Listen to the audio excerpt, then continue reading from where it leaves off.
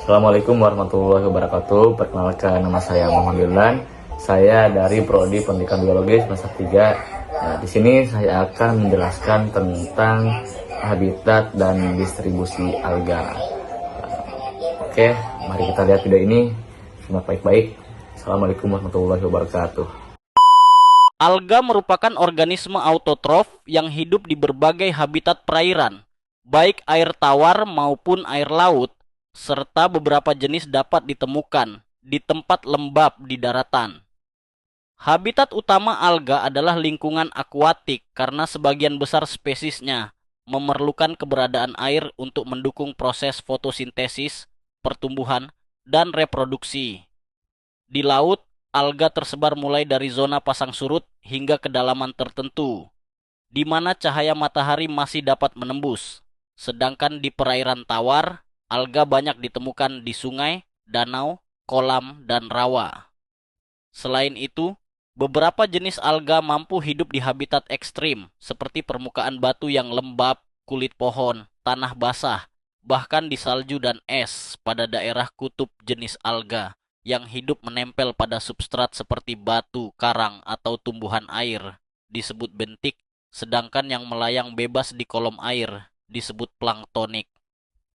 Distribusi alga sangat luas dan bergantung pada faktor-faktor lingkungan, seperti intensitas cahaya, suhu, salinitas, pH, dan ketersediaan nutrisi. Di wilayah tropis, keanekaragaman alga cenderung tinggi karena kondisi cahaya dan suhu yang mendukung fotosintesis sepanjang tahun. Sementara itu, di daerah beriklim dingin, alga yang mampu bertahan biasanya memiliki adaptasi khusus terhadap suhu rendah. Dengan demikian, alga dapat ditemukan hampir di seluruh permukaan bumi, dari perairan laut dalam hingga kolam dangkal, dari lingkungan tropis yang hangat hingga kutub yang membeku, menunjukkan kemampuan adaptasi yang tinggi terhadap berbagai kondisi lingkungan. Alga memiliki peranan penting dalam ekosistem perairan, tidak hanya sebagai produsen utama yang menghasilkan oksigen melalui fotosintesis, tetapi juga sebagai dasar rantai makanan bagi berbagai organisme akuatik. Karena kemampuannya melakukan fotosintesis, alga mendukung kehidupan organisme lain seperti ikan, plankton, dan invertebrata air.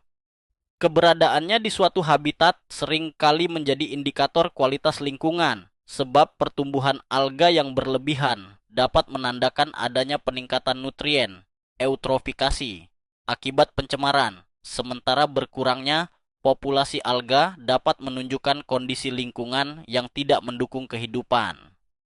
Dalam hal distribusi, alga terbagi menjadi beberapa kelompok besar seperti alga hijau, Chlorophyta, alga coklat, Phaeophyta, dan alga merah, Rhodophyta, masing-masing dengan penyebaran yang khas. Alga hijau umumnya banyak ditemukan di perairan tawar, kolam, dan daerah lembab di daratan.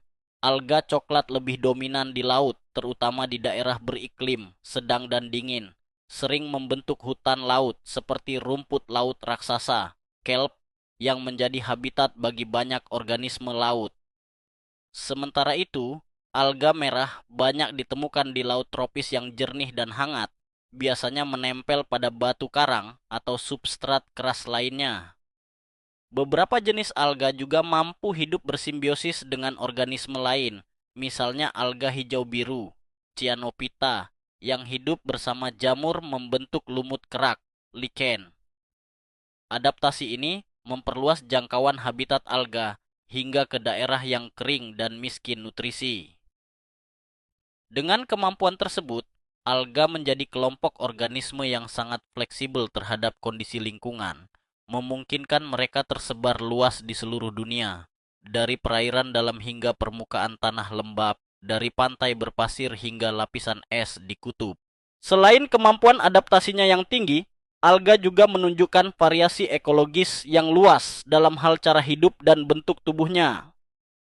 Beberapa alga bersifat mikroskopis dan hanya dapat dilihat dengan mikroskop seperti Chlorella dan Diatomae. Sementara lainnya berukuran makroskopis dan dapat mencapai panjang beberapa meter seperti Macrocystis atau Sargassum.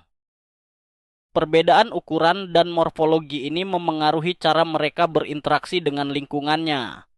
Alga mikroskopis biasanya melayang bebas di air dan menjadi bagian dari fitoplankton, sedangkan alga besar sering menempel di substrat dan berperan sebagai peneduh, penahan ombak, serta tempat perlindungan bagi berbagai biota laut. Faktor lingkungan sangat berpengaruh terhadap distribusi alga. Suhu air menentukan jenis alga yang dapat bertahan di suatu wilayah.